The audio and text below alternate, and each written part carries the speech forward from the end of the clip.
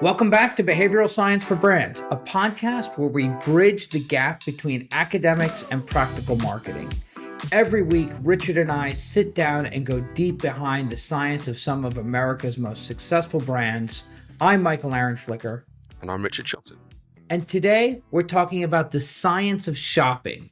We're talking the psychology of instant gratification and the business that changed the landscape of D2C e-commerce, Klarna.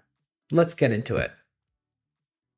But before we get into today's episode, Richard and I wanted to share something very exciting that we've been working on for over 2 years.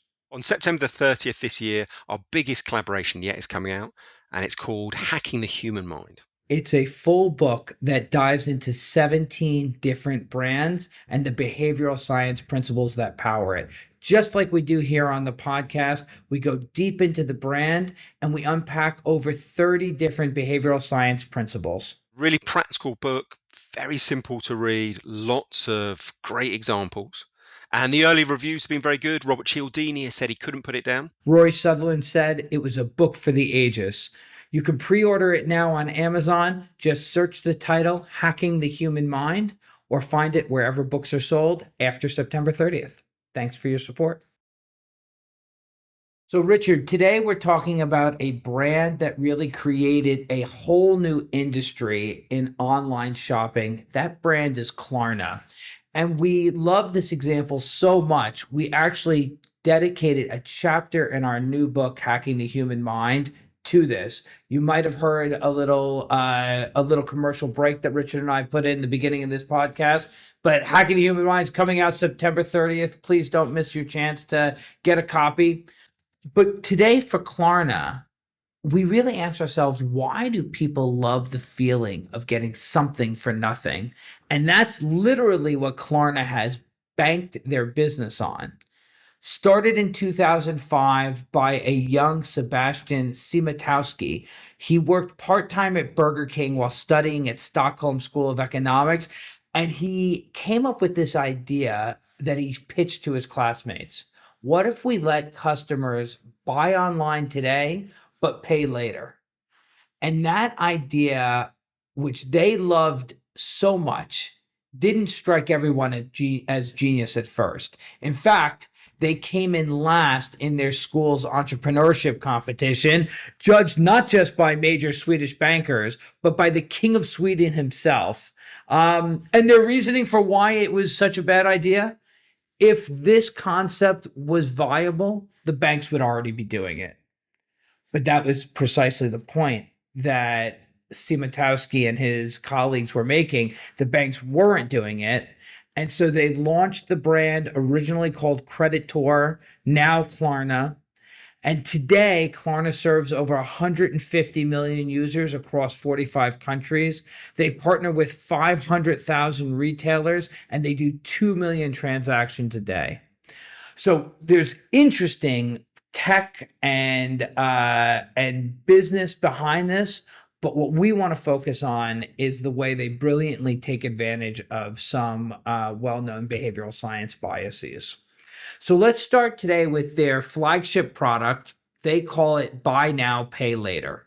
So to simply put, if you are at an e-commerce store that has partnered with Klarna, when you get to pay, you have the option to pay on a credit card now, or you could choose to pay with Klarna. And that allows you to choose a few different payment options. You can choose an option like Pay in 4, which is 4 interest-free installments, usually over 6 weeks, or Pay in 30 days, where you pay nothing. And at the end of the 30 days, you pay the full amount without incurring interest or fees, as long as you pay on time. So you get the product now and you pay later. There's some behavioral science happening here. Yeah, definitely. So the key bias is this idea that's sometimes known as present bias, sometimes present preference bias, sometimes temporal discounting. And it's the idea that pleasure or pain that is going to happen to us now or imminently affects us deeply. That same level of pleasure or pain, if it's in the future, the medium future or the distant future, it affects us much less. So it's almost as if we think of our future selves as being very different from our current selves. As in many cases, The Simpsons have kind of covered this bias. There's a famous episode where I think Marge catches Homer mixing vodka in with the mayonnaise and just drinking it straight, and she suggests this isn't a very good idea. And Homer famously says, "Well, that's a problem for future me. Boy, I don't envy future me." That's an extreme version of present preference bias. And it's so interesting because you have this emotion all the time. You're at a wedding and you chose the healthy option, and you're looking at everybody else getting the steak and potatoes, and you're a little disappointed with the fish that you got. But this idea that that you can you put off in the future, rather than deal with it in the present, it comes from something much more evolutionary, right? I mean, we've talked to other guests in the past about hunter-gatherer societies and humans that lived in high degrees of uncertainty about where their next meal was coming. So right now, whatever the food I could get right now was prioritized over the future food that I might get later. Yeah, absolutely. I think so many of the very powerful biases, you can see this obvious evolutionary route. And if for most of our evolutionary history, the biggest problems were immediate ones, well, you would evolve to deal with those. If the biggest problems were starving or being eaten by a lion, you're very much focused on the now. Obviously, though, society has changed radically, the economy has changed, culture changed, and we have all sorts of long-term problems now as a species to deal with, diabetes or not saving enough for our pension. Those are massive problems, but we have evolved to be influenced by what is happening to us in the here and now. So often these biases explain why we have got these rules of thumb that guide us that were so suitable hundreds of thousands of years ago, but often lead to irrational, supposedly, behavior in this current environment. Yeah, it's a point that our brains develop and adapt more slowly than our conditions around us, let's say, right? The conditions change much faster. So there's lots of books written about this topic. We've covered this in previous podcasts, but we have some experimental evidence, some recent experimental evidence that really demonstrates this quite nicely. That's the great thing about behavioral science, that it isn't enough to make an argument from logic alone. Instead, you've got to prove these insights and ideas work in peer-reviewed controlled experiments.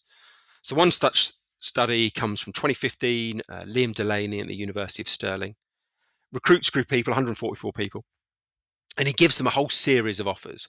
You can either pay me some money now or pay me a different amount in a month's time. And one of those examples is he says to people, do you want to pay me £13 now or £16 in a month's time? Now, the logical thing to do is pay the smaller amount now. An extra £3 over a month equates to a 23% monthly interest rate. That is 1,099% annual interest rate. It's an astronomical increase in costs. But just as present preference bias suggests, the majority of people, about 60% of people, would rather pay the larger sum in a month's time than the smaller sum now. Now, again and again, we see in these studies that we are putting greater weight on what's going to happen to us now, and we put too strong a discount on what's going to happen to us in the future. Yeah. And as you even go through that study, you can feel the human emotion. Parting with 13 now or parting with a little bit more, it's a few bucks more, 16 later. We're not human calculators. You don't calculate the monthly interest rate or the annual percentage rate. You just say, well, 13 now or 16 later, and you almost make this irrational or this irrational decision, that's more emotion based than math based. But this is a thought experiment. This is a question that Delaney and Lades asks. What about a real world study that may give us more insight? You're absolutely right. I think the strength of the Delaney study is a very clear demonstration. But he is asking people what they would do. And there's always a bit of a gap between what people say they're doing and what they actually end up doing. So there's another study, a bit more of a complicated one, but suitably enough for Klarna, comes from Sweden, which demonstrates this principle in the real world. So it's a 2006 study. It's run by Anna Bremen, who at the time was an academic at the Stockholm School of Economics. She's now the deputy governor of the Bank of Sweden. She worked with a big charity in Sweden called Diakonia. So Diakonia have a process in place where they are ringing up existing donors and they ask those donors to give more money. What Bremen does is for 1,134 donors, half of them are told about why Diakonia is so brilliant, and then they're asked to donate more then and there. And on average, they increase their donation amount by 19 Swedish krona. The other half of the participants, they are rung up, they're given the same spiel, the same story about Diakonia, why it's an amazing charity, but they are asked to give more money, but in 2 months' time. So they will make an agreement today, and then the money's going to automatically come out in 2 months' time. And that group, they donate 25 Swedish krona on average, an increase of 25 Swedish krona. So 19 in the original standard setting, 25 in the setting that pushes the cost into the future. So there is a 32% increase in donation levels. Now, that is a very real world study that shows this principle affects actual commercial behavior when it's dealing with real money. And you could see the transition from a thought experiment to a real live, a real life, a real world study. And I think what really sticks with me about this is you can imagine how that deferral of the payment is so much more appealing to people. You can feel the emotional tug of that. And it's interesting that Klarna was started in Sweden because a number of Scandinavian countries, and there may be other places in the world, have taken to Klarna and similar services like Afterplay over using a credit card, which essentially has the same offer. If you swipe a credit card, you do not pay for it now. But at the end of your billing cycle, you have to pay or get charged interest.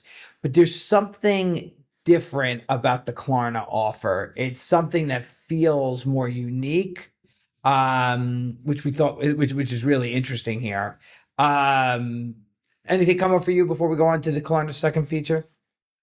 So the only thing I would say is that when people are thinking about present bias, one of the if you run an e-commerce site, I think there's a very strong argument to put Klarna in, because people will treat £100 jumper very differently if they have to pay then and there, or if you've introduced Klarna and they have to pay for it in a month's time. That people will become less price sensitive. So there's a real simple application of what we've been talking about, which is introduce these types of programs. But you can apply all these principles in lots of different ways.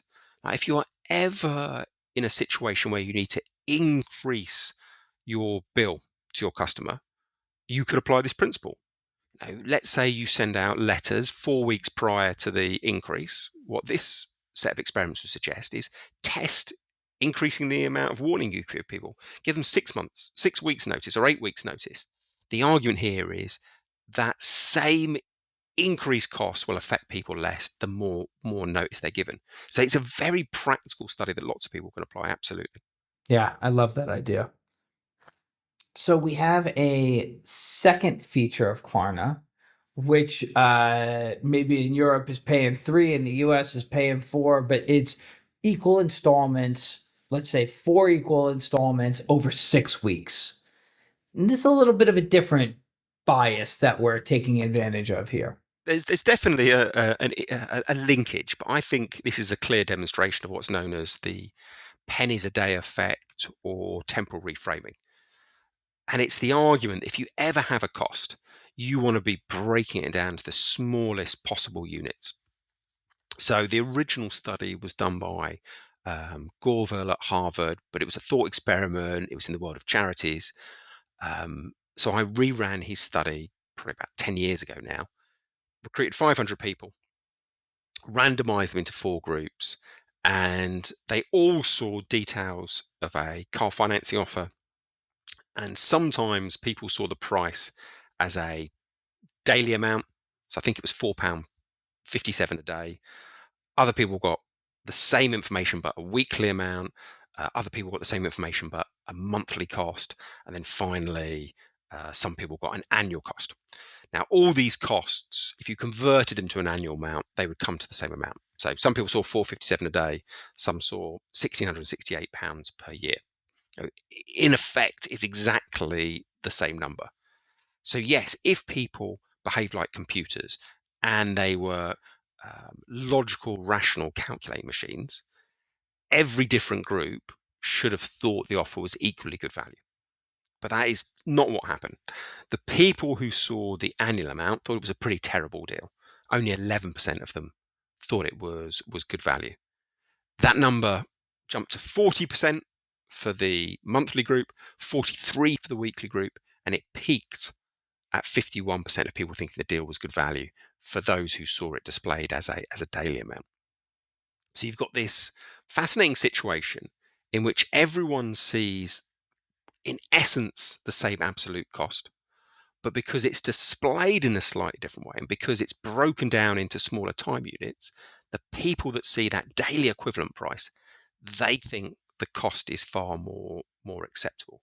So you have this strange situation in which people seem to be behaving as if 9 times 3 doesn't equal 3 times 9. They are giving really big weight to the headline number you mentioned. They are giving too little weight to the unit of time that's being discussed. Yeah, and you see this all over business. When you go to buy, you used the example in car buying, and certainly when you see all car advertising in the U.S., they're showing you the price per month, not the lease price or the buy price per month, not the total cost of the $50,000 car. For sure, you see that happening. What I think happens here and why it's so powerful is if you say this Mercedes is going to cost $50,000, suddenly people are thinking, well, gosh, that means, I was going to struggle to send the kids to university, or I can't go away for 2 or 3 holidays a year. If you say it's $400 a month, suddenly it's like, oh well, okay, that's a weekend away. It's almost if people see the headline amount, they convert it into a concrete thing that they can buy for that amount of money, and then they don't do the job of multiplying that item up 12 times if it's a monthly cost, 365 times if it's a daily cost. So I think that's what might be happening. I think that's very insightful. I also wonder if you imply the value based on the division of the unit that you're comparing it to. So if I show a price per day, then I think, well, does that mean one less coffee, one less drink at the bar? If I show a price per week, do I think, well, I can spend a little less on my grocery run? If I do one per month, I'm thinking, well, maybe I need to reduce a monthly subscription, or I need to do one less weekend away. So it's not only the price they compare, but I think they're thinking about the denomination of time gives them a anchor to think about what to compare to. Yeah, I guess almost by definition, the absolute cash amount shrinks as you break it down into these tiny units. Of course. And my hypothesis, and that this is the thing, it's only ever a hypothesis. What we see very clearly is communicating a daily price beats communicating a weekly price, which beats a monthly, which beats a yearly, which would beat the total price. So we've got this very clear finding. Then what explains it is slightly speculative. And I've always gone back to some of these other studies around concreteness. We know from work by Ian Begg that people are very good at remembering concrete, visualizable things. They're very bad at remembering or dealing with abstract ideas. And a set amount of money, and as an abstract idea, like $10 or $100 is an abstract idea. But what you can do is quickly convert that into a concrete thing. So $10 might be a pizza. Now, the point here is that if it's a pizza a day as a cost, we fixate on the pizza. We are very bad at timesing that by 365. $10 dollars a year is 3,650. Now suddenly you're in the realm of holidays or secondhand cars, and I think it's that ease of creating the mental picture that explains this. But I mean, really, it's Speculation. speculation. And I think the speculation is helpful because it stretches our mind to ask, like, well, what could be the explanations for this? The only other thing that comes to mind for me is we spent time in a previous episode talking about Nespresso and how much effort they spent saying, don't compare a pot of Nespresso to drip coffee that, an espresso pod is, let's say, 50 cents. Don't compare it to a 9 cents, the cost of your drip coffee for a cup. Rather, compare your 50-cent Nespresso to a $4 Starbucks. Look how much of a value it is. And so, in that way, by using a smaller denomination of time, and therefore, as you say, by definition, a smaller denomination of money, do we give them a chance to reframe the what they're comparing it to? I think that's just an interesting, could just speculation, but I think that could be what's happening. What's interesting there is we have been talking up till now about breaking costs down by time units. And that is super useful to hundreds of brands. But lots of brands don't sell services over time, they sell physical items. But you can absolutely apply this principle to physical items. So if you're ever selling multi-packs, like a case of beer, if you're selling 24 beers, you can apply this principle. So this is a study you and I did back in 2022. We looked at 282 people and we split them into two groups, and half were told about a 12 pack of beer selling for $18.99, and that people were asked whether it was good or bad value. And 14% of people thought that product was good value. We then get another group of people, we show them exactly the same brand, exactly the same number of bottles, the same price, $18.99, but we added a few extra words on. We said, that's the same price as $1.58 a bottle. And by drawing attention to the bottle cost, suddenly we're seeing a jump, a more than doubling in value perceptions. Now, 29% of people think that product is good or great value. So yes, you can apply this when you are selling time-based products, but you can also apply it when you are selling physical items. If you have a bag of what we'd call them crisps, a multi-pack of crisps, there's 6 individual bags in there.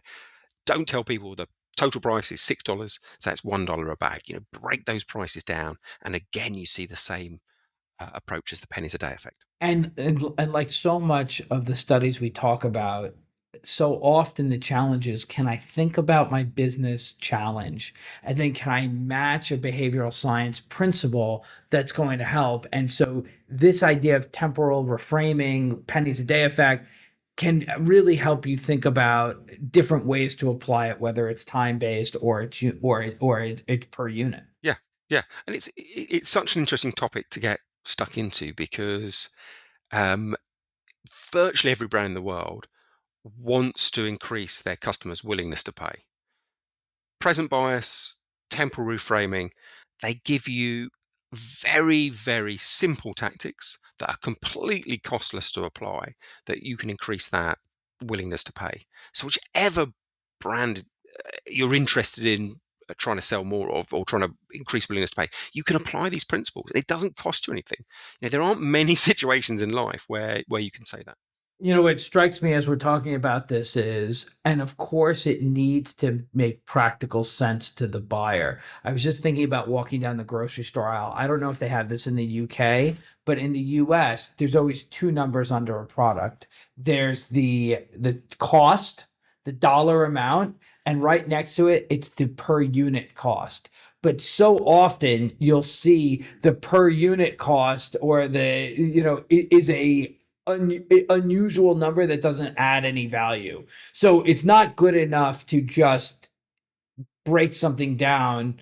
It's got to be, number of bottles in the case. It's got to be number of days in the week that you're going to pay for something. It has to make sense. That's why Klarna does 4 payments over 6 weeks. It's not only easy to understand, it makes sense to break things down that way. In Britain, if you go to a really big supermarket, there will be a total price, and then they'll often convert it into a per 100 milliliters. So there's two problems there, which is one, it's often a very, very small little sign, so most people don't notice it. And secondly, they'll often talk about a unit that doesn't really make sense. I'm not really sure how much 100 milliliters are. It's all a bit confusing. So I think you're right. Even if the supermarket is doing this to a very small degree, you as a brand can still apply this principle to much bigger effect. So there's still, I think, cash being left on the table around this spice. The other thing that occurs to me is we really we caution marketers time and time again from using discounting to lower the perception of the brand.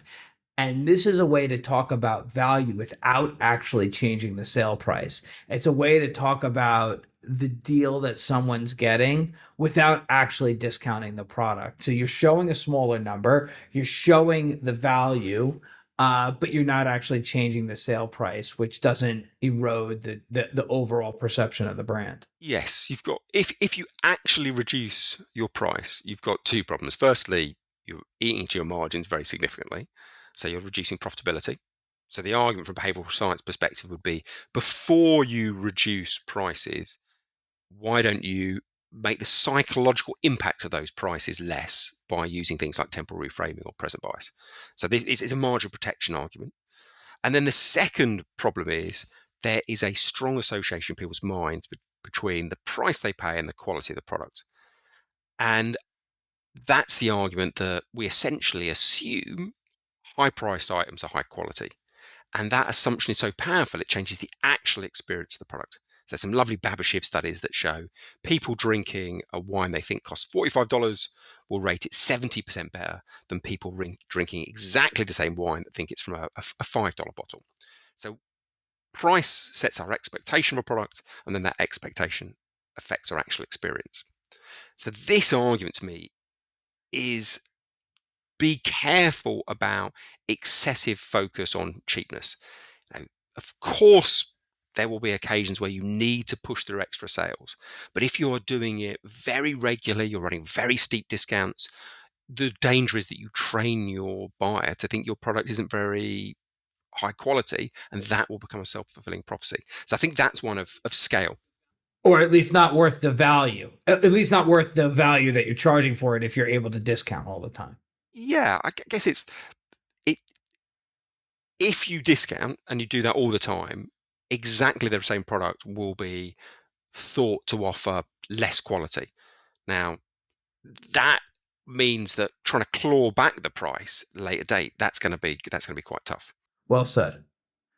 Well, very interesting topics today. Richard, would you do the job of summarizing what we've talked about? So we talked about three broad areas. Firstly, we start with present bias. This is the idea that we are deeply influenced by things that are going to affect us in the current moment or in the near future. Those same effects, if they are pushed into the medium or distant future, they influence us far less. So the argument here is if you ever are trying to sell an item, um, try and let people have a low price to begin with and push the higher price offer into the future. If you're ever going to increase your prices, give people lots of notice. Now, you can play with time to increase your sales. The second thing that we then talked about was this idea of the pennies a day effect or temporal reframing, which is the argument that the more you communicate your price in smaller units, the more willing people will be to pay. So £1 a day or $1 a day feels cheap. $365 a year feels expensive. And we had a debate about why that might happen, but the underlying finding is repeatable and consistent and replicable. And then we talked about how that idea of the pennies a day effect can be applied on physical items. We called it unit reframing. If you are selling multiple items in one go, Don't just talk about the total price, break it down to the per unit price. So a 24 pack of beer that is $18.99 is okay value. If it's $18.99, that's the same as $1.58 a bottle. That's great value. So 3 costless approaches you can use in your pricing to boost willingness to pay and to boost sales. And like we always say, these ideas can be used by big nationwide international brands, and they absolutely can be used by small business owners, anybody who is interacting with consumers and helping them decide if it's a good value to buy or not. So lots of applicability of these 3 topics to a wide range of people. And there you have it, everybody. If you liked today's episode, it sparked a new idea for you, do us a favor, hit the follow button, leave a review, and please share this with someone who loves marketing as much as we all do. And if you have a favorite behavioral science principle or an example of something in the world that you think is working, let us know, and we might feature it in an upcoming podcast. Until next time, I'm Michael Aaron Flicker. And I'm Richard Shotton. Happy listening.